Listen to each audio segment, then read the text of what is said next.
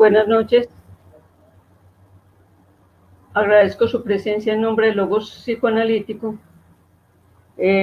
para conversar hoy sobre el maltrato infantil. Antes de empezar, esta es la última actividad de este año en Logos Psicoanalítico. Los invito para que en enero estén pendientes de la nueva programación y los invito a conectarse con nuestras redes en Instagram, @Logos Psicoanalítico Oficial, en Twitter, con nuestras redes, en Instagram, @Logos Psicoanalítico Oficial, en Twitter, @L mayúscula psicoanalítico, en Facebook, Logos Psicoanalítico, y en YouTube, Logos Psicoanalítico. Nuestra invitada de hoy, Jessica Jaramillo, psicóloga, magíster en salud mental de la niñez y la adolescencia de la Universidad CES, participante del grupo de investigación de Logos Psicoanalítico, Violencia en la Pareja y Poder, y trabajó varios años en un grupo de atención para violencia intrafamiliar.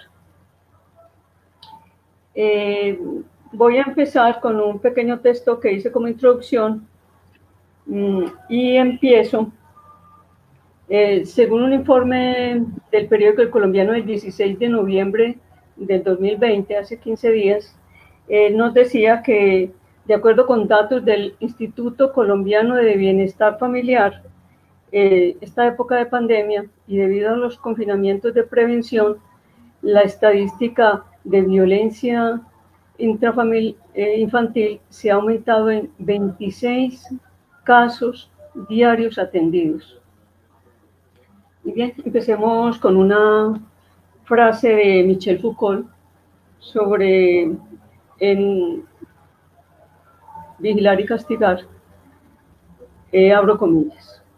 El castigo no es simplemente sobre las infracciones, sino sobre los individuos, no ya sobre lo que han hecho, sino sobre lo que son, lo que serán y pueden ser.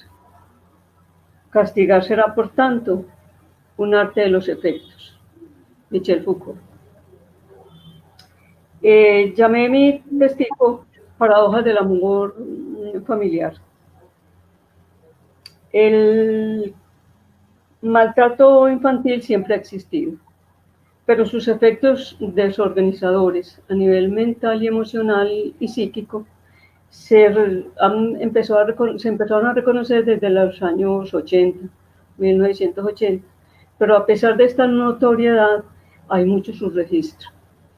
Y hay subregistro porque es difícil hacer una denuncia penal cuando no hay daño físico.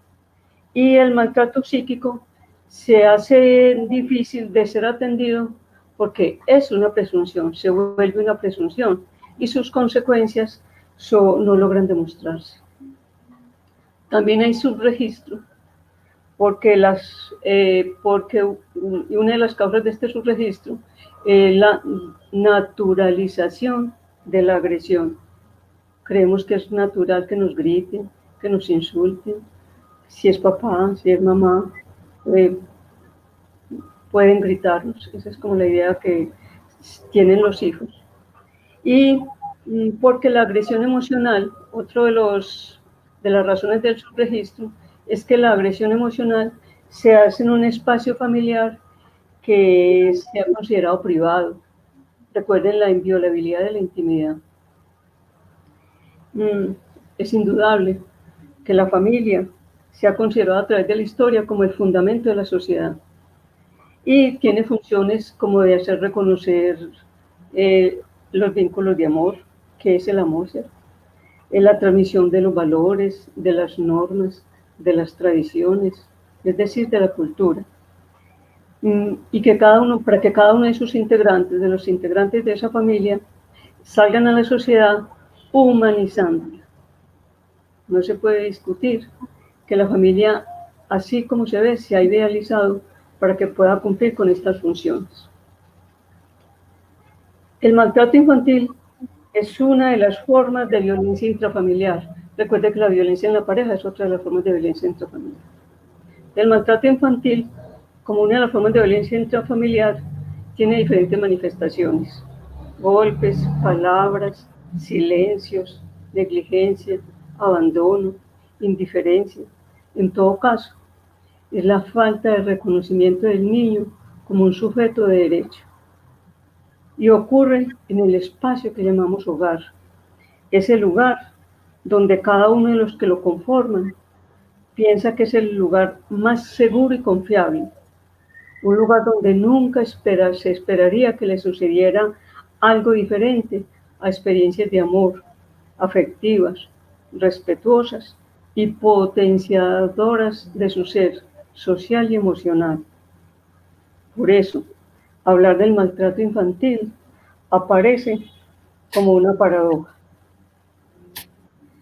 Es indudablemente de la experiencia familiar. Toma el niño los materiales para su construcción como sujeto. Por ello, sus actos evocarán siempre su historia infantil. Voy a hablar de varias cosas generales. Por ejemplo, de la legislación, algunas cosas nuevas de la legislación en Colombia. El 14 de octubre del 2020, la Corte Suprema de Justicia declaró un fallo sobre la prohibición de aplicar violencia física a los menores de edad. Este fallo de la Corte Suprema dio pie para un proyecto de ley que se discute, la ley 320 del 2020, que está encaminado a prohibir los golpes como método de reconvención.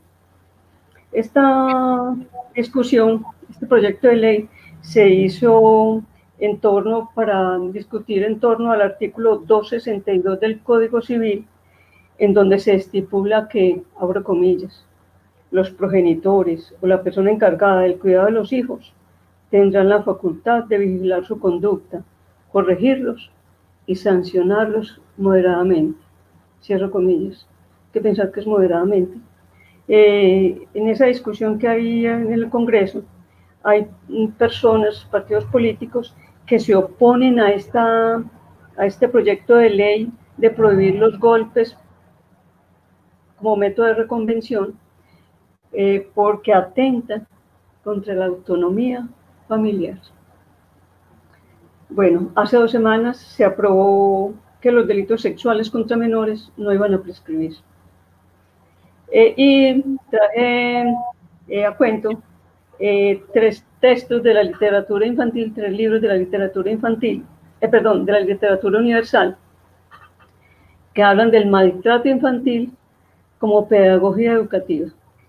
Hay uno que se llama La pedagogía negra, de Katarina Andrutsky, donde se registran los procedimientos e instrumentos de la concepción educativa desarrollada en las instituciones educativas y en las familias en la Europa del siglo XIX y comienzos del XX, dando muestras de brutalidad o de refinamiento en el proceso de educar, y donde el niño era reducido a ser un objeto de dominio del otro y de desconocimiento de la subjetividad del niño, aunque en el fondo la función era protegerlo y ampararlo. También está el texto El asesinato del alma, de Morton Chapman, que es un análisis de la obra pedagógica de Schreber padre. Recuerden que Schreber hijo es uno de los casos famosos de Sigmund Freud. Este libro de pedagogía de Schreber padre, donde su método de educación era domeñar la voluntad y el deseo de esos niños que podían poner en peligro la autoridad paterna y el orden en la sociedad, y donde el maltrato infantil era el medio. Y termino con un texto, Carta al Padre, que leí esta semana, de Kafka, de Franz Kafka, escritor checo, nacido en 1844, donde cuestiona un texto sencillo para leer, 90 hojas. En este texto, Franz Kafka, en primera persona, cuestiona, indaga, afirma, niega, busca sin cesar desentrañar los confusos recovecos que la experiencia paterna ha dejado en el alma de un Kafka atormentado y desilusionado. Es un conmovedor testimonio sobre los recuerdos que la figura y presencia del padre dejaron en el niño y sus consecuencias en el joven y luego adulto Kafka.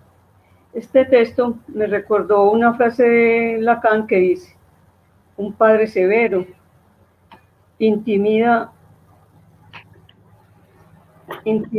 por su sola presencia, y la imagen del castigador apenas necesita enarbolarse para que el niño la forme.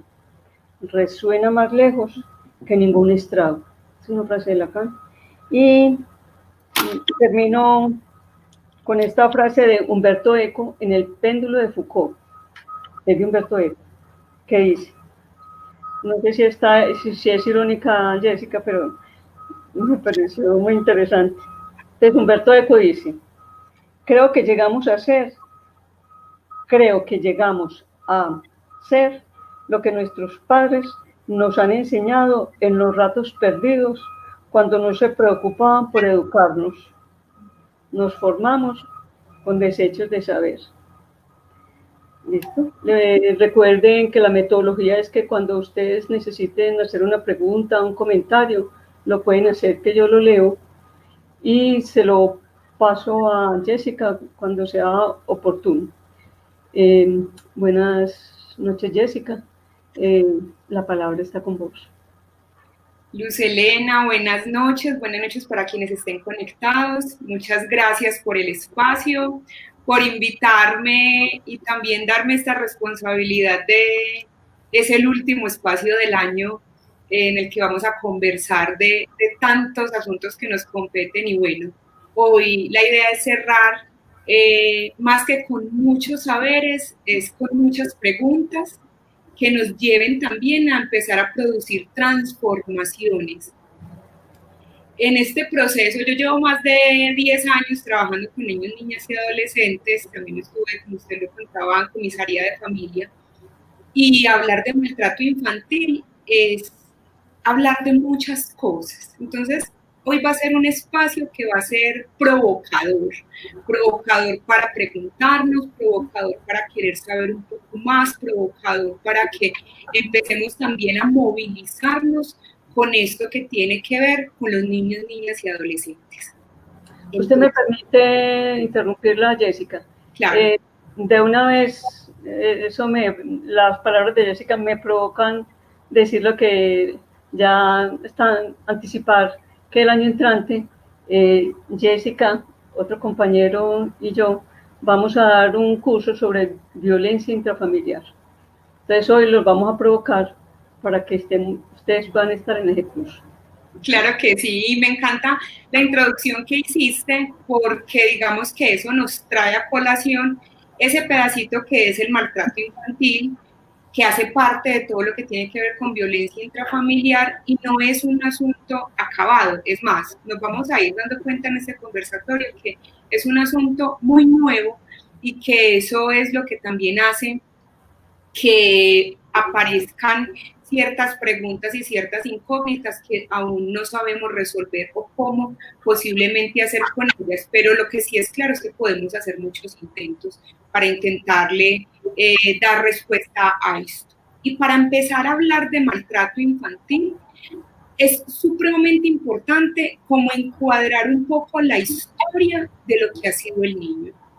Y en la historia del niño, lo que nos encontramos es el niño ha sido de inexistente a una condición de objeto, a un niño al que quiere restablecerle sus derechos. Entonces ha sido, y ese salto, uno creyera que es tan cercano, realmente no es tan cercano. Vamos a irnos paso a paso y viene esa palabra infante, viene del latín infas, que quiere decir sin voz, sin palabra.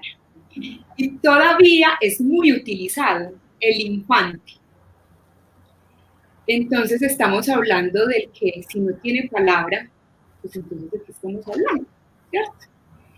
Y empezamos a encontrarnos en esta historia que en la antigüedad, por allá en Roma, en los primeros tiempos, la ley de Rómulo permitía que el padre desheredara, matara a sus hijos, las costumbres autorizaban al padre de familia ponerlo en la puerta de su casa y desecharlo y no, pues no permitir que estar con ellos. Si nacían defectuosos, o defectuosos es lo que hoy llamaríamos con problemas físicos, ¿cierto? Con problemas mentales, con algunos desórdenes, o si la madre se negaba a criar a ese hijo. Entonces, mire que a través de la historia, lo primero con lo que nos encontramos es que la familia era quien decidía, el padre, quien decidía incluso sobre la vida, el derecho de ese niño a vivir o a morir. Y finalmente era una decisión arbitraria de los padres, ya que era considerado como de su propiedad, que ellos tenían el poder de disponer sobre su vida.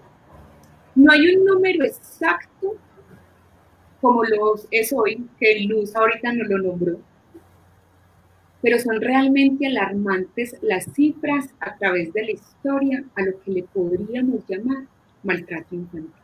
Entonces, esto de lo que yo les estoy hablando empieza con el infanticidio, y es esa actitud pasiva que se tenía con el niño, que incluso esa actitud tan pasiva que hoy llamamos negligencia, también podría conducir a la muerte. Entonces era también como en el proceso y en la historia, pasa de ser, no lo vas a matar, pero digamos que si no me importas mucho, también es una manera de dejarlo morir. Una vez se acepta al niño como un ser con alma, que esto viene en el proceso, en la época del cristianismo, entonces es un niño con alma, pero esa alma tiene un riesgo súper grande, y es que vienen los demonios a poseerlo. Entonces ese niño empieza a ser parte de todo lo que tiene que ver con la iglesia, empiezan a verse todo lo que es los bautizos, porque ese niño no es puro, es sujeto de estar endemoniado, ¿cierto? Sabemos que en la historia el demonio juega un papel súper importante, y no es casual eso que también nos pasa en la historia actual de esos demoníacos que incluso salieron hace poco.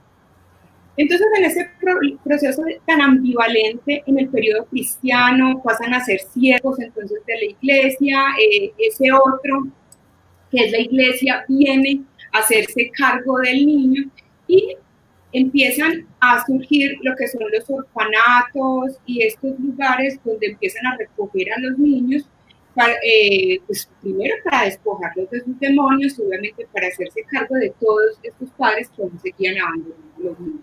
Entonces, por allá en el siglo XVIII nos encontramos con niños representados como adultos miniatura. Es decir, hasta ese momento de la historia, no ha aparecido todavía un sentimiento porque el niño es diferente al adulto, ¿sí? Apenas durante el siglo XIX es que viene a aparecer un sentimiento hacia la infancia. Entonces, estamos en el siglo XXI, uno diría, pues eso fue hace mucho tiempo. Y realmente, casi entrando al siglo XX, es que se empieza a dar como un proceso de socialización y empieza a aparecer. Primero en el siglo XIX aparece la infancia como con algo abstracto.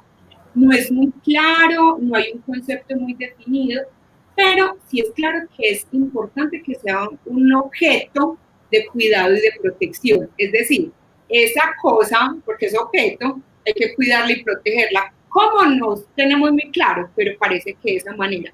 Y eso apenas empieza a vislumbrarse en el siglo XX, cuando por primera vez hay una preocupación pedagógica por la protección, más allá del modelo pues como caritativo que se dio en la iglesia, empiezan entonces los pedagogos, los sociólogos, a hacer todo este proceso de estudio de la infancia y a decir hay que formarlos, hay que educarlos, y se empieza un poco a inclinar más la balanza en el siglo XX frente a cuidar y formar y proteger al niño. Pero para este momento, digamos que los padres apenas empiezan con un interés sistemático de interesarse por el niño. Entonces estamos hablando del siglo XX, que es acá súper cerquita, cuando apenas nos empezamos a decir, ay, es importante preguntarnos por el niño, y no como lo veníamos haciendo anteriormente. Se sabe de la infancia, pero no se habla con el niño. Entonces los niños empiezan a nacer realmente cuando empiezan a tener existencia histórica para alguien, ¿cierto? Entonces venimos de ese infante sin voz a empezarlo a representar de alguna manera a través de la palabra. En la primera parte, como el siglo XX más o menos, se habla de un niño como personaje de derechos. Sin embargo, sigue preso de todos los símbolos que el adulto le asigna. Es decir, el niño por sí mismo no puede tomárselo y será la mirada del adulto quien venga a definir la situación personal del niño. Ya no está en el interés de dominarlo, sino de entrar en un proceso de socialización, de desarrollar sus características propias, comprender sus necesidades y potenciar habilidades. Pero ¿qué pasa? Entonces, ustedes preguntarán, pero es que vamos a hablar de maltrato infantil. Sí, pero es que para hablar de eso es importantísimo empezar a conocer cómo esta perspectiva de derechos, de la que Luz también nos empezó a dar un poco de luces ahora, y qué bueno que tocó esos dos puntos, vamos a ir un poquito por qué es tan difícil que eso realmente se dé, y es que los derechos entonces son para un sano desarrollo de la calidad de vida de todas las personas. Y la garantía de estos, en el caso de los niños, se da a través de la familia, la sociedad y el Estado. ¿A través de qué? De unas políticas públicas que van disponiendo, ¿cierto?, los legisladores. En 1979 inicia toda la Convención de Derechos del Niño y supone una posición ética apoyada como con todos los derechos fundamentales de las personas. Pero solo hasta 1989, eso es acá súper cerquita, con la llegada del Código del Menor, incluso quiero que sean muy receptivos con cómo los hemos ido nombrando también a través de la historia, bajo el sistema tutorial de situación irregular. Es decir, los niños vulnerables, el Estado se hace cargo y se intenta dar respuestas judiciales como a la situación de los menores en ese momento. Incluso todavía hay muchas personas que le llaman los menores o el infante, ¿cierto? Pero sigue siendo un abordaje por parte de la justicia, es decir, la familia está ahí, el Estado se empieza a involucrar, empieza a tener potestad sobre el niño, y es acá donde empezamos con muchas diferencias que ahorita les voy a leer un poco de ese puntito que nos contó Luz, por qué se empieza a destinar esta situación con los niños. Y es entonces el Estado quien dispone de la vida, interviene en los problemas económicos, sociales, a través de un juez de menores.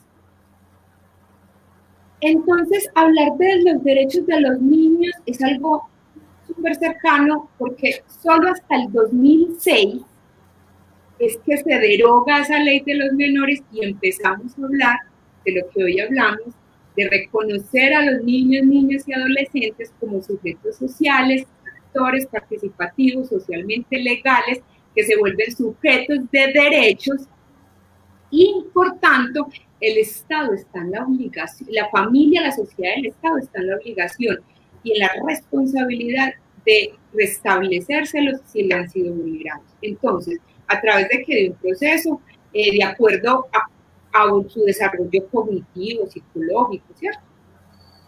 Entonces, cuando empezamos a reconocer a los niños, niñas y adolescentes como sujetos de derechos, a darles garantías, a decirles que podemos protegerlos, empieza empezamos a decir que acá tiene que cerrarse, la brecha en que el niño no puede seguir siendo humano. Entonces, a pesar de todo lo señalado, el papel formador de la familia, cualquiera que sea el tipo de familia, es definitivo en el proceso del niño. Entonces, ¿cómo empieza a formarse es el niño frente a eso que tú manifestabas ahorita? El niño, con lo que decía Lacan, finalmente es ese resultado de lo que nos están entregando estos padres para comprender un poco de nuestra existencia. Y es por ello imperante que no se puedan ahorrar esfuerzos para crear entornos formativos, familias, cuidadores que contrasten con estas problemáticas. ¿Por qué? Porque entonces, ¿a qué nos referimos cuando hablamos de maltrato infantil? El maltrato infantil se define como los abusos y la desatención que son objeto de menores, que son objeto los menores de 18 años. Incluye todo tipo de maltrato, físico, psicológico, abuso sexual, desatención, negligencia, explotación comercial o de cualquier tipo que pueda causar daño a la salud, que cause o que pueda causar daño a la salud, el desarrollo, la dignidad del niño o poner en peligro su supervivencia en el contexto de una relación de responsabilidad, confianza y poder. La exposición a la violencia de la pareja también se incluye a veces en las formas de maltrato infantil. Esto que les acabo de decir me lo leo de la Organización Mundial de la Salud. Entonces, qué interesante eso, porque fue un punto que tocaste. La exposición a la violencia de pareja también se incluye como una forma. Es decir, no es solamente dejar abandonados a los hijos, no solamente cogerlos a pedazos, no solamente darle un golpe, no solamente es humillar.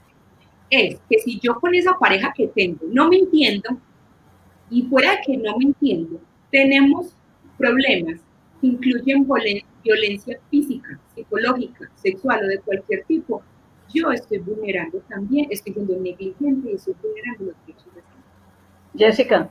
Sí. Me hace recordar una frase muy comentada en parejas, en familias violentas, con violencia intrafamiliar, donde las señoras aducen que no se separan de ese señor violento. Por los niños. Ajá. Eso es más interesante de lo que parece. Y es que entonces ahí tendríamos que entrar a la historia de la mujer y de su proceso. Porque como también ha sido ese lugar que parece también un lugar de infante, un lugar de la cosa, que ha estado subyugado, es decir, es como si el niño y la mujer estuvieran en un paralelo, en un mismo lugar, de alguna u otra manera socialmente, para tomar decisiones distintas. Y es allí donde empieza, estoy con él por los niños. ¿Realmente están ahí por los niños? Es una muy buena pregunta. Y se empiezan a develar muchas cosas que nosotros les vamos a ir contando en ese curso, que realmente pasan más allá. Los niños terminan siendo la última parte de si de pronto es la razón por la que me quedo ahí. Entonces, consecuencias del maltrato. Entonces ya sabemos que el maltrato es sufrimiento, abandono para los niños, para sus familias, pero las consecuencias pueden ser a largo plazo. Jessica, antes de que empecéis ese tema que ya lo veo grandecito, María Consuelo nos pregunta, ¿quién maltrata más, el papá o la mamá? En tu experiencia en la comisaría de familia, ¿qué has encontrado? Yo les voy, no tengo en este momento estadísticas, porque no, digamos que no estaba dentro de lo que teníamos planeado conversar, pero habría que definir quién maltrata más en qué. ¿Sí? Entonces, incluso lo vamos a ir viendo en lo que les voy a ir poniendo, de que las mamás, por ser quienes pasan más tiempo con los hijos, o han sido las encargadas de su cuidado, de su educación, de su protección a través de la historia, son generalmente las que más castigo físico suelen ejercer sobre los hijos. Pero tiene que ver mucho con eso, con el tiempo que se da frente al tiempo que se le da al padre en ese cuidado y hasta qué punto el padre se involucra en el cuidado de los hijos. Entonces, porque esa carga sigue estando a nombre y a cargo, digamos, en los hombros de las mujeres. Eso me hace recordar, ahorita estaba escuchando una ponencia de un magistrado, donde justamente estaban hablando de situaciones de maltrato, de custodia, de cuidados personales, y porque siempre se la daban a la mujer. Y es que hasta qué punto el padre, él respondía pues, de manera muy amplia, pero básicamente lo que decía es que el interesado es quien tiene que demandar, es quien tiene que solicitar, y yo quiero hacer esto. Entonces, como eso se le ha cargado a la madre, digamos que los papás se van, la mamá se quedan con los niños. Pero venga, si usted está interesado, solicítelo, háblelo, nómbrelo, para poder que empecemos a revisarlo. Pero entonces, si miramos estadísticas, posiblemente vamos a encontrar que en procesos de restablecimiento de derechos, por ejemplo, nos encontramos en las comisarias de familia, en caso de maltrato, de violencia física, son más las mamás, pero si empezamos a revisar otras situaciones de maltrato, ahí ya empiezan a ponerse de manera distinta como los roles, ¿sí? Entonces les estaba contando un poco de las consecuencias del maltrato, que son consecuencias a mediano, a corto, mediano y largo plazo. A corto plazo empezamos a encontrar niños que empiezan a llorar por todo, que a veces no sabemos por qué, pero es el niño llorón, que a veces tenemos niños con diagnóstico que ahora son súper famosos. Si el niño no es hiperactivo, entonces falló como niño parece, porque ahora todos tienen que tener alguna etiqueta, algún diagnóstico, pero no, hay que revisar esas causas y muchas veces las causas del comportamiento, por ejemplo, cuando el niño empieza a hacer un proceso de involución, donde entonces vuelve y se empieza a orinar en la cama, sus necesidades que ya por ejemplo, tenía control de esfínteres y ya no lo tiene, hay que empezar a revisar si es que el niño posiblemente puede estar siendo maltratado o hay situaciones y hechos de violencia intrafamiliar. Recordemos que eso no lo podemos desligar. A mediano plazo, entonces, claro, desinterés escolar, fracaso escolar, empezamos a tener, por ejemplo, obesidad, comportamientos de alto riesgo, incluso desde niños muy pequeños, actos de violencia desde muy pequeños. Y a largo plazo es lo que nos encontramos hoy. A mí me dieron un cohete, pero soy una persona de bien. A mí mi papá y mi mamá casi me mataban, pero soy una persona de bien. Y a largo plazo eso, que se está volviendo tan popular en el discurso cotidiano, es muy riesgoso y hay que revisarlo. Porque la violencia y el maltrato infantil siempre deja marcas, y las marcas que deja no siempre, no son las mejores. Esa educar a golpes, ese adulto es el que responde frente a cómo responde también a la frustración, cómo responde a la pérdida, cómo responde a eso que usted nombraba ahorita, es que me quedo con mi marido es por los hijos. Entonces, como adultos empezamos a responder de todo ese proceso que hemos vivido frente a los actos de violencia.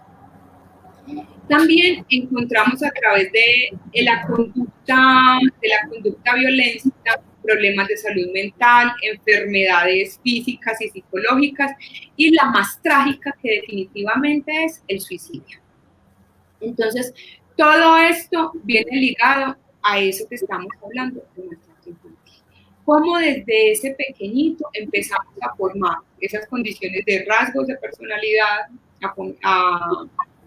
empezamos más allá de sus consecuencias como desde lo personal y desde lo social, el impacto también que abarcan todos los servicios y tratamientos que puede requerir un niño o un adolescente en el sistema de salud mental, que además sabemos que es absolutamente precario. Frente a esto, hay muchos factores de riesgo. Entonces, si hay factores de riesgo del niño, por ejemplo, factores de riesgo, niños menores de 4 años. ¿Por qué? Por lo que llaman los puericultores, que están en la edad de la pataleta. todos los niños pasan por pataleta, los adultos hacemos pataleta, pero hay un riesgo muy alto de maltrato infantil en estas edades, cuando el niño está muy pequeñito. ¿Por qué? Porque hay una probabilidad de que sea maltratado, porque entonces el niño tan pequeñito no sabemos cómo cubrir sus necesidades, no sabemos por qué llora, no sabemos si tiene rasgos físicos incluso anormales, eso que consideramos anormal. Miren, ¿se acuerda ahorita lo que les decía a través de la historia? Podían ser abandonados incluso si tenían rasgos anormales. No, ahora no los abandonan, pero ¿qué sentimiento tiene ese padre y esa madre con esos niños? Y son mucho más vulnerables para ser maltratados. El hecho de no cumplir con las expectativas de los papás, eso tiene una probabilidad inmensa de maltrato infantil. Entonces, como papás, ¿cómo nos tenemos que empezar a revisar para esas expectativas mías que yo tengo, que pudieron habérseme cumplido o no, eso que pude ser y no fui, o eso que quisiera, o eso, es decir, todo eso que es mío, no se lo puedo poner al otro. Y todo el tiempo que lo estamos poniendo, sobre todo a los niños. Entonces, la edad del niño muy pequeñito, de más o menos el niño cuando empieza a hacer un proceso de crecimiento y ya en la etapa de la adolescencia es un factor de riesgo muy alto para el maltrato. Entonces, el maltrato infantil trae todo este proceso y toda esta cadenita de consecuencia. Dentro de esos factores de riesgo que encontramos para el maltrato infantil, nos encontramos varias características muy importantes dentro de los cuidadores. Entonces, son cuidadores que tienen muchas dificultades de establecer vínculos. Ahora les decía, ese niño maltratado, ¿quién es el adulto hoy? Entonces hay que empezar a revisar. Si tenemos capacidad para establecer vínculos sanos con el otro, ¿cómo nos estamos vinculando? Con ese niño nacido, con ese niño ya más grandecito, con ese niño que tiene una necesidad especial y que no sabemos cómo reconocer y cómo atender. Antecedentes de maltrato infantil, definitivamente el consumo de drogas y alcohol es un riesgo altísimo para el maltrato. Entonces, acá viene nuevamente la familia. Problemas de alcoholismo y drogadicción en la familia, participación en actividades delictivas, tenemos problemas económicos, entonces nos peleamos, discutimos, no sabemos qué hacer, y si el niño, mamá, tengo una tarea, tome para que lleve el muchachito, porque es que entonces yo era la que estaba cargada, el niño me vino y me preguntó, y no tenía dónde más descargar. Entonces el niño sigue siendo esa cosa, ese objeto que tenemos en la casa, que nos dicen que debemos cuidar, pero que todavía no sabemos cómo hacer con eso. Les voy a leer. Jessica, me permite antes de que empiece a leer, porque hay mucho comentario, entonces sí, se me va perdiendo. Entonces te empiezo con Jorge Bustamante, que dice, es un tema ágil y con muchas preguntas para resolver. Me parece que su pregunta lo que sigue es una pregunta. Dice, ¿el rol del padre y la madre es fundamental para su crianza? El rol de ambos. Y acordémonos que es un... Sí, se separan. No importa, es una función. Es decir, ser padre o ser madre es una función. Es una función que ejerce alguien, que es importante que sea ejercida por alguien. Idealmente que sea ejercida por el padre y por la madre. Pero si estas dos personas no están, es muy importante que ese niño, que ese adolescente, cuente con alguien que ejerza esa función de padre y que ejerza esa función de madre. Bueno, Elvia Hernández Ramírez dice, creo que la pregunta de quién maltrata más a los niños, creo que es igual, o sea, es igual el papá y la mamá, porque posiblemente de manera física sea la madre, por el maltrato emocional y abandono psicológico, el padre lleva la ventaja. Es lo que les decía, habría que mirar, acordémonos que hay muchos tipos de maltrato, a qué maltrato estamos haciendo referencia. Entonces yo por eso fui enfática en decir muy posiblemente el hecho de que la madre sea quien pase más tiempo y sea generalmente la encargada de los hijos, cargue como un poco eso de que es la que maltrata y la que más da golpes, pero realmente en condiciones y familias violentas hay un equilibrio desafortunado y triste frente a quien ejerce la violencia de los niños, porque como les decía, finalmente el niño termina siendo todavía el infante, el sin voz, el infante que está ahí, pero que nosotros somos la familia y tenemos pues, el derecho a definir qué hacemos con él. O sea que estamos todavía muy parecidos por allá a la Edad Media, que afortunadamente no estamos en la antigüedad donde cualquiera podía ir a matar a su hijo y tirarlo al río si quería, porque era legal. Pero, ¿cuáles son esas otras maneras que estamos haciendo para vulnerarle los derechos a los niños? Incluso el infanticidio hoy no es legal, pero ¿cuántos casos de infanticidio, si empezamos a mirar las estadísticas, tenemos no solamente en Colombia, sino en el mundo? Entonces, y estamos en el 2021. Andrés Fernández dice: un saludo a la doctora Jessica, una de las profesionales en psicología que más conoce de estos temas. Doctor, muchas gracias. Y te dejo para que vas a leer un texto, porque ahora te leo la otra pregunta que ya está ahí hecha. Listo. No, es algo súper cortico. Jimena Tavares en 1998 hace un estudio en Colombia de la prevalencia del castigo físico infligido a los niños. Y dice, los estratos alto, medio y bajo, si bien encuentran ciertos cambios en las prácticas del castigo, del cuerpo a lo psicológico, debido a los discursos de derechos y la psicología, el castigo físico aún sigue utilizando, sobre todo en estratos bajos. Algunos referidos por estos son los palos, la tabla, la cremallera, el ladrillo, la escoba, la pringamosa, no sé qué es la pringamosa, pero debe ser algo horrible. Una mata. ¿Cómo? Una mata que pica. Esa es una mata que, bueno, sí. Látigo, cable, rejo y cuerda. También han sido quemados con cigarrillo, plancha de ropa, los han zambullido en la cabeza a los tanques con agua. Entonces, acá empezamos a ver esos factores de riesgos tan cruciales que se presentan en el del niño y encontramos donde dice, para el pedagogo Frigerio, dice, un niño era un criminal que para salvarlo, para rescatarlo de esa realidad, debía plegarse de manera absoluta a la voluntad de los educadores. Recuerdan que hubo una época en la historia, sobre todo en el siglo XX, donde los educadores empiezan a acercar. Todo lo que se alejara de ello debía extirparse con severos métodos y castigos físicos.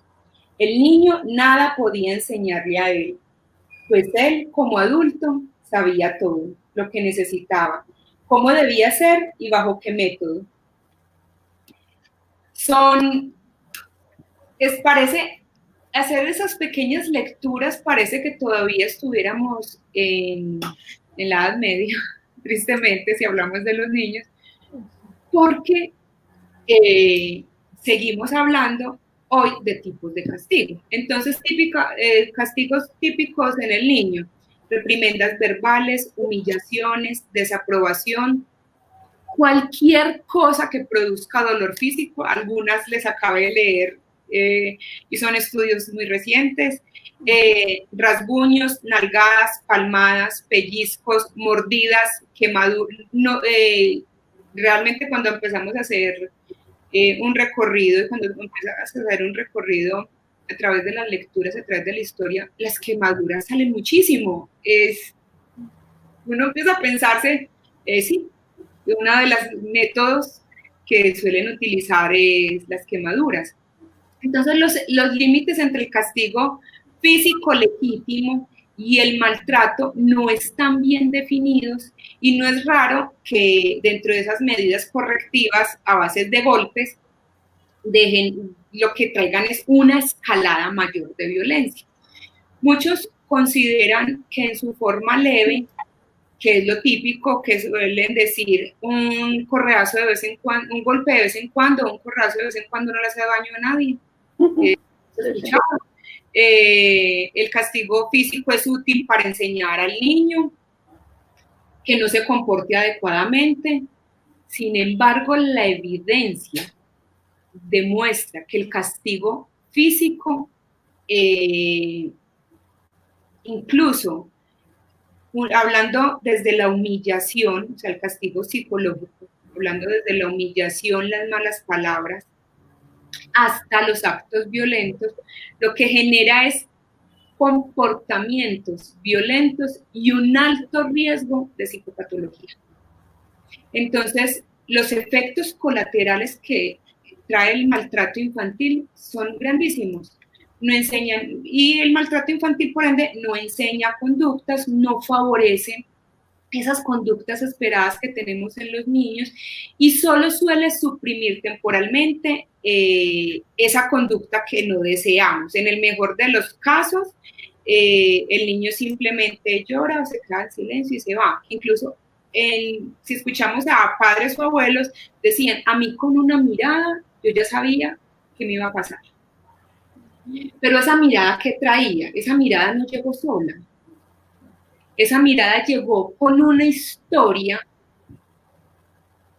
de maltrato, de violencia, de palabras inadecuadas, que fue lo suficientemente duro para decirle al otro, ya sabes que te espera. Entonces, ahí el niño aprendió, ahí el niño hizo un proceso reflexivo de cambio. No, el niño tenía miedo. ¿Cuántos adultos con miedo no tenemos? De sus padres y de lo que ocurre. ¿Cuántos adultos con miedo para hablar en público tenemos? Es decir, el miedo no es solamente ese miedo que nos carga la historia, no es solamente yo ya no le tengo miedo a mi papá, o yo no tengo miedo a mi mamá, ¿no? ¿Cómo vamos transitando a través de la historia y esos medios cómo van cambiando? Me permite otro comentario. Uno, para que vas pensando cómo sancionar o cómo castigar. Bueno, uno, y te hago un comentario de Jorge Bustamante, que dice, es un tema extenso y diverso. Hay un caso que conozco de maltrato de la madre por haber concebido a causa de una violación. ¿Cómo se podría ayudar en este caso? Eso me hace pensar mucho en el debate de aborto legal o no. ¿Y por qué me trae a pensar eso? ¿Cuáles son las consecuencias psicológicas que tiene esa mujer respecto a ese acto macabro que fue una violación? ¿Y cuáles son esos riesgos tan altos que tiene ese niño de ser maltratado a través de toda su historia? Que hay casos, que hay historias muy bonitas, que hay historias de resiliencia magníficas, sí. Que hay niños que han logrado tener unos vínculos afectivos sanos con esa madre que ha sido violada, maltratada, ultrajada, sí. Pero que no podemos hablar de todo esto.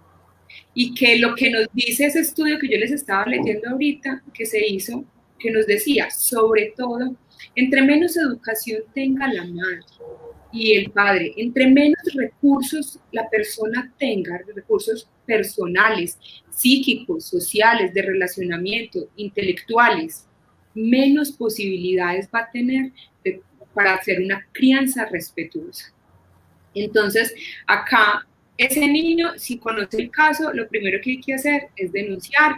Me puede escribir a través de mis contactos y si quiere lo conversamos para yo asesorarlo de cómo sería pues como la ruta de atención. Pero estos casos vienen doble vía. El niño necesita atención porque se le están vulnerando sus derechos y está siendo maltratado. Pero venimos con una mamá maltratada que requiere atención terapéutica urgente. Y esa atención terapéutica no sabemos si únicamente requiere atención psicológica, sino también si requiere algún tipo de valoración, porque como les decía ahorita, puede incurrir en psicopatologías. Entonces, alertas frente a esas situaciones y estos casos que son tan desafortunados tienen esa doble vía de que los que necesitan atención son los dos. Hago enlace con un comentario que hace ratico está puesto por ahí, y es Ana María Acevedo dice, creo que no podemos tratar el maltrato infantil que como padres podamos generarle a un niño si como padres no hemos resuelto nuestros conflictos, si no hemos resuelto nuestros conflictos como individuos. Discúlpame que no lo tengo acá. ¿Quién dijo eso? Ana María Acevedo. Ana María, gracias por la intervención porque es así, tal cual. Ojalá todas las personas, porque ser padres no es un asunto de las mujeres, ojalá todas las personas planearan y decidieran conscientemente si quieren traer un hijo al mundo. Y ese conscientemente, no solo ir donde el médico a ver si me manda esas pastillas que uno toma, que yo no me acuerdo cómo se llaman. Anticonceptivos. ¿Cómo? Anticonceptivos. No, los que para tener hijos, que cuando ya uno empieza a programar el embarazo. Bueno, ¿cómo toma pastillas para embarazarse? Sí, que para el calcio y todo ese tipo de... Vitamina D. Complejo. Sí. Entonces, así usted es enfermero, usted nos puede asesorar, pero bueno, acá el asunto es, ojalá hiciéramos una crianza consciente. ¿Consciente de qué? De que yo desee traer eso de hijo al mundo, o de que fue un hijo no planeado, pero no tiene por qué ser un hijo no deseado. Son dos cosas supremamente distintas. ¿Cómo entonces yo me empiezo a revisar cómo estoy psíquicamente, mis procesos, cómo va mi historia, qué hago conmigo? Y a partir de eso poder empezar a resignificar esa historia, darle un lugar distinto, darle un lugar incluso en la palabra de manera diferente y a partir de eso poder yo nombrar a ese otro de manera distinta. Distinta como posiblemente me nombraron a mí, distinta como posiblemente he escuchado que se nombran. Y esa es una crianza consciente. Entonces, ella tiene todas las razones cuando dice, tenemos que resolver asuntos propios. ¿Cuáles son los altos riesgos, como les decía ahorita, respecto a los factores de riesgo para el maltrato? Uno de los grandes factores de riesgo es que los padres no sepan controlar sus impulsos y sus emociones. ¿Por qué? Pues claro, porque si entonces estamos muy irritables, lo que yo les decía ahorita, el niño mata una tarea, pero estamos con problemas económicos, con problemas con el esposo, o no me fue bien en el trabajo, la descarga. Siempre hay algo que hay un texto por ahí supremamente bello que se llama ¿por qué me lo recordabas, Luz? ¿Por qué se agrede al más íntimo? Se llama así. Porque se maltrata al más íntimo. ¿Por qué se maltrata al más íntimo? Y el más íntimo, el que uno suele por ahí escuchar, dicen que los hijos son de uno. Los hijos los primos son propiedad de uno, pero porque entonces finalmente son los que más se maltratan. Es una buena pregunta. Entonces, todos estos efectos en las familias y que empiezan a verse, empiezan en la historia actual a romantizar el maltrato. Y ya acá lo coloco para ser personas de bien, lo que les decía ahorita. En la Convención de los Derechos del Niño, en el artículo 12 dice, los estados partes garantizarán al niño que éste esté en condiciones de formarse un juicio propio, el derecho de expresar su opinión libremente en todos los asuntos que afectan al niño, teniéndose debidamente en cuenta las opiniones del niño en función de la edad y de la madurez. Al fin, se dará en particular al niño oportunidad de ser escuchado en todo procedimiento judicial o administrativo, que afecte al niño, ya sea directamente o por medio de un representante en consonancia con las normas de cada nacionalidad. ¡Ay! ¿Qué nos están diciendo? Es que si el niño habla, y entonces me pone a mí en qué. Cuando los niños desean y no es acorde a lo que desea el adulto, genera conflicto. Entonces a mí lo que me está diciendo la legislación hoy es, hey, déjelo hablar, escúchelo, téngala en cuenta su opinión, pregúntele, él tiene voz, ya no es el infante, él tiene voz, tiene derechos, acompáñelo. Entonces, a diferencia de los adultos, el niño no tiene que hacer un cambio de mentalidad, simplemente responde de forma directa a las demandas que se van presentando en la contemporaneidad y en la medida en cómo se está esa estructura. Entonces, ¿cuáles son las demandas de la contemporaneidad? Tenemos el celular, tenemos unas lógicas relacionales distintas, pero ¿qué pasa? En este proceso de que cuando el niño empieza a desear propio, un deseo propio, ese conflicto que se genera es muy cruel. Y es muy cruel porque es un manejo de doble mensaje. Y el doble de mensaje es, me voy a permitir acá leerles, son públicos, la gente publica en redes sociales, entonces si la gente publica en redes sociales es porque es público, ¿cierto? Y es algo que cuando uno empieza a decir en ese manejo de doble sentido, lo que se hacen son esas prácticas del medioevo en la que el niño pues no se permite hablar, porque es que ahí es donde viene. Entonces el Estado nos empieza a decir cómo tenemos que criar a nuestros hijos, es que los hijos son míos, es que cómo se me van a meter, pues entonces que se los lleve bienestar familiar y hagan con ellos lo que quieran y los críen ellos. Es decir, en el medioevo estaba en que la familia era la única que decidía, incluso si iban y los tiraban al río. Ay, pero es que como ese ya no es el infante, sino que se le está dando un voz, una palabra que no tiene que ver con lo que yo quiero, con lo que yo digo, y entonces cómo ese niño cómo se siguen, haciendo ese tipo de prácticas en el deseo de la madre. Y es un pedazo mío con el que puedo acabar. Y esto me viene a colación con este mensaje que les quería leer. Una situación drástica merita una respuesta drástica. Esos pañitos de agüita caliente no sirven para nada. La chancla como amiga esencial. Lleve lo suyo, que usted no se manda. Solo tareas, no sale durante un tiempo y si le gustan las barras invisibles, que no pase ni prenda el televisor. Y si no le gusta, que busque para dónde irse. Se cree tan grandecito, tremenda terapia, contar con la segunda y así. Es todo un discurso de cómo sus recursos personales empiezan a darse a través de la chancla, de no abrirle la puerta, de usted no sirve para nada, de incluso hay uno que no se cerró porque lo tenía abierto en YouTube, dice yo lo mato, literal.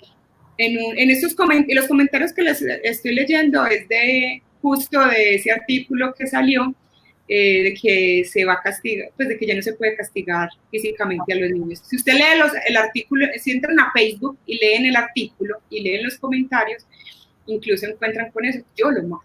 Entonces uno se queda como, o sea, ¿cuántos niños están vivos porque son de buenas y ya el padre, la madre no pueden darles muerte legal a estos? Entonces, con permiso, Jessica, yo aprovecho esa legalidad de la que estás hablando, que Juan Pablo Gómez dice, el asunto de la legalidad ha ido modificándose con el tiempo y las épocas. Sin embargo, el maltrato sigue aún presente. ¿Cómo seguir trabajando, si esto no es utópico, para lograr una legitimidad contra el maltrato y lograr eliminarlo? Juan Pablo, gracias por esa pregunta tan difícil, porque por eso empecé hablándoles de la historia del niño, porque cuando sabemos que el niño apenas existe realmente en la palabra, en la voz, en el saber, en el conocimiento, en que hay que respetarlo. Es hace tan poco tiempo, siglo XX, mediados del siglo XX, donde se empieza a cristalizar pues, de manera más clara esto respecto al niño. Nos dice que apenas estamos en pañales y que estamos con una tarea muy fuerte de reeducación para padres y cuidadores. Y que es muy importante empezar a generar, a ser consciente el hecho de que ojalá quien se pregunte por eso de cómo, si quiero tener un hijo, se pregunte no solamente si tiene plata en el bolsillo para comprar pañales, sino que se pregunte, yo como persona estoy dispuesta a, y en ese dispuesto y dispuesta a tiene que ver con cómo yo me voy a empezar a revisar para poder acompañar a estas otras personas. Y definitivamente el maltrato, como se los acabo de decir, hay cosas que uno lee y a veces a mí sinceramente me provoca sentarme, no sé si ponerme a llorar o qué, pero es como si estuviéramos en el medioevo.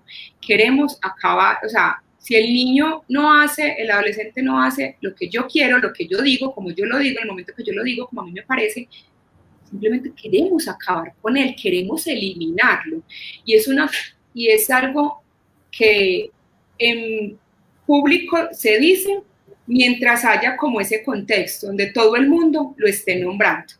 Pero realmente tenemos ese otro doble discurso de no, a los niños hay que quererlos mucho, hay que protegerlos, hay que no sé qué. Entonces, venga, ¿cómo vamos a hacer para que manejemos un discurso coherente, congruente y que sea en beneficio de no solamente del niño, sino en beneficio de los que somos papás, de los que son cuidadores, de los que son educadores y en fin de la sociedad? Porque queremos erradicar una sociedad violenta cuando tenemos una historia llena de violencia y si no erradicamos esa historia que viene desde el niño, ¿cómo vamos a acabar con esa violencia? Es algo bien complejo. Jessica, ¿cómo sancionar entonces? Listo. Acá es muy importante, lo primero es desmentir, como les acabo de decir, ese ideal de la niñez plena, el niño bueno, o sea, eso que a veces nos vendemos a nosotros mismos de las niñez felices, de que cuando fui niño fui muy feliz. Posiblemente tuvo muchos momentos de felicidad, pero también tuvo esos otros momentos que no fueron tan felices y que de alguno de esos algo carga con eso. Y entre tanto no se reconozca la singularidad del niño y se sigan generalizando respuestas ante su malestar, interpretadas a través de estadísticas, de estándares, de posibles soluciones, incluso soluciones mágicas de, pues Dios ya mirará qué va a hacer con él. El problema realmente no se va a erradicar. Entonces, ¿cómo sancionar? Eso es una pregunta que surge, eso es una respuesta, perdón, que solamente se dará en la posibilidad de hacerle frente al síntoma del niño. De ese niño que es uno, único, uno por uno, en su dimensión subjetiva, para poder comprender qué le pasa, por qué le pasa, cuándo le pasa. Y a través de esa historia, poder empezar a revisar cómo a ese niño lo vamos a acompañar. Entonces, somos muy analfabetas en lo que sucede con el niño y con el adolescente. Vea, yo les podría decir muchas cosas. La puericultura ha hecho muchas cosas. Hay muchos psicólogos, hay muchos estudios, hay muchas corrientes que nos dicen posibles cosas que podemos hacer, sí, posibles cosas. Pero acá, como acuérdense que esto es como esa provocación, lo primero que nos tenemos que decir es que darle la palabra al niño supone que tengamos que renunciar. Y no entrar en una batalla de voluntades o de sometimiento. Entonces, esa es la primera clave. no entrar en batallas innecesarias con los niños. Escúchelo, déle la palabra, permítase respirar profundo, decir, bueno, ¿cómo me negocio con esto yo? Porque el niño está claro, posiblemente. E intente a disponerse en reelaborar y comprender esa resistencia del niño. Bien, ser sujeto de derechos implica respetar los derechos del otro. ¿Cómo le enseño al niño? Aquí hay cosas que sí y hay cosas que definitivamente no, que no se negocian. Pero hay cosas que definitivamente no se negocian porque no es mi ley caprichosa, sino porque a través de la formación que yo te quiero dar y de esa escala de valores que yo quiero que tú tengas, te puedo acompañar en por qué eso no, por qué no se debe agredir al otro, por qué hay que respetar ese otro que es diferente, ¿cierto? Entonces, en la medida en que a través del proceso formativo el adulto que lo protege realmente haga ese trabajo de protección, que sea un adulto que lo respete y no lo trate como un objeto carente de valor, las respuestas sintomáticas en los niños empiezan a disminuir. Ojo, claro, hay condiciones particulares que habrán que ser atendidas y revisadas. Pero en ese educar, la primera tarea es cerrar las batallas de voluntades y como adultos empezar a renunciar a esa norma caprichosa que queremos imponer, porque no es implementar, que queremos imponer. Y cómo erradicar y empezar a erradicar, pues como todo en el proceso de desarrollo, todas las formas de maltrato. A los niños, ¿cómo enseñarles a resolver dificultades y conflictos a través del golpe? Pues no le pegues a ese amiguito del colegio, ¡pin! Le pega. Pues es que yo aprendí, y pues que posiblemente la respuesta, que además ellos son supremamente inteligentes, te harán, pues que a mí me pega, yo no sé, pues es que no tienen un recurso distinto a dar un golpe para responder, ¿cierto? Entonces, es un poco no acallarlos, sino darles valor a ese sentir, a ese saber del niño. Entonces, en ese proceso de diferenciación hay algo. Y hay sanción y hay castigo. Y solemos utilizar esos dos términos de la misma manera. Y sanción y castigo no son lo mismo. La sanción busca reparar el daño, es decir, ya hay un daño y hay que repararlo, ¿cierto? Entonces, pero el castigo supone, el castigo es para corregir una desviación de la persona. Entonces se supone que castigar, no lo tengo acá, pero castigar supone algo como conducir a la pureza. Eso refiere el castigo. Entonces es un acto que tiene una intención constante de ser correctivo porque eres un impuro. Entonces mire que todo nuestro discurso sigue siendo por allá, todo lejano, y no, es altamente actual y cercano. Entonces, ¿qué es lo que queremos hacer? ¿Castigar o sancionar? Y si bien las dos son necesarias en el acompañamiento del niño, los castigos surgen como consecuencia de un mal comportamiento. Entonces, y la sanción, entonces, frente a romper una ley o una norma. Entonces, ¿cómo vamos acá para que veamos claros? Normas claras, ¿sí? ¿Qué esperamos? Que el niño sepa qué esperamos de él. Que el niño sepa cuáles son las reglas de la casa y que esas reglas no solamente sean para el niño, ojo, que sean para todos.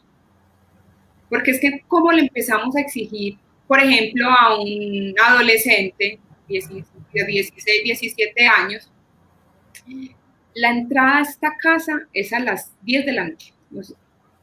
Y el papá llega borracho a la 1:30, la mamá quién sabe, el hermanito menor estaba en la casa del amiguito, pero porque estaba en la casa del amiguito se podía quedar allá, pero él sí entra a esa hora. ¿Qué produce eso con el adolescente?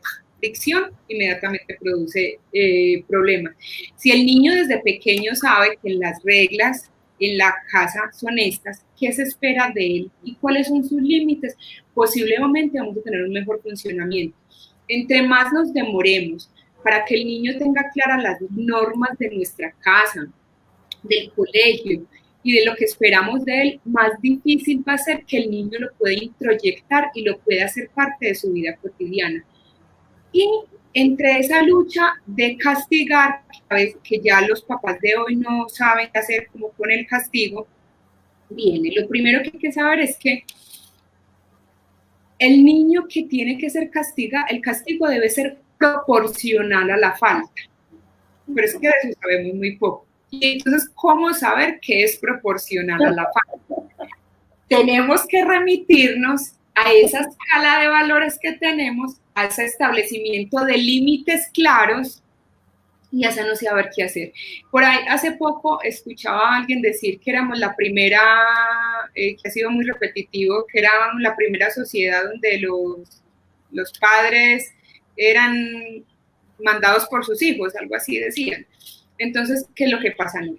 Lo que pasa es que el hecho, la autoridad no se pierde porque la ley le esté diciendo y no le pegue. La autoridad se pierde cuando usted no sabe cómo hablar con su hijo y su hijo prefiere decir, donde mi mamá, donde mi papá se entere, me matan. Ahí se perdió la autoridad y usted no le ha dado ningún golpe. Entonces, ¿qué es lo que la pérdida y la ganancia de la autoridad es? Hey, la autoridad hay que ponerla desde pequeñito, empiecen a educar, fórmelo, acompáñelo, ya está grande, listo, ¿cómo lo vamos a hacer? ¿Cómo vamos a erradicar la violencia, el golpe y el maltrato? Lo podemos hacer, ¿qué? A partir de ser coherentes.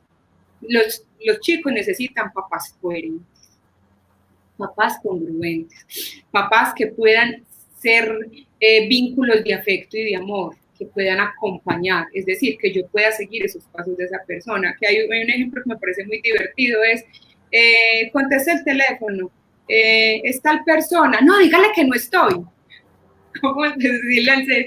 Pues que el niño dice muchas mentiras, vino el vecino a cobrar, dígale que no estoy, no, dígale que... Entonces es muy divertido, pero eso hace parte de los procesos formativos. Y el funcionamiento de la familia definitivamente, esa madre todopoderosa, ese padre todopoderosa que tiene la respuesta absoluta para gratificar o frustrar, es lo que tenemos que reorganizar y revisar. El niño se acomoda, pero no los sigamos acomodando a que se callen, ¿cierto? Por eso es que tantos otros actos, es más como, ellos, nosotros, los adultos, nos incluimos en el orden del lenguaje de esos niños y adolescentes. Excelente, Jessica, muchas gracias. Un abrebocas para nuestro trabajo del año entrante en Logo Psicoanalítico, para el trabajo sobre violencia intrafamiliar. Muchas gracias, terminamos ya el año entonces. Logo Psicoanalítico termina ya este año su última actividad. Recuerden, en enero, en mitad de enero, estar en búsqueda de la nueva programación. A Jessica, muchas gracias, y muchas gracias a ustedes. Muchas gracias, Luz Helena, muchas gracias a Logos por permitirnos este espacio. Es un trabajo que vamos a hacer todos los días, que en conjunto con Logos también venimos pensando hace rato, y frente a las preguntas que ustedes tengan o que quieran de pronto resolver o que crean que yo los puedo acompañar, me pueden seguir en mis redes sociales, @mesane, Salud Mental Integral. Ahí están todos mis datos, número de WhatsApp si necesitan cita.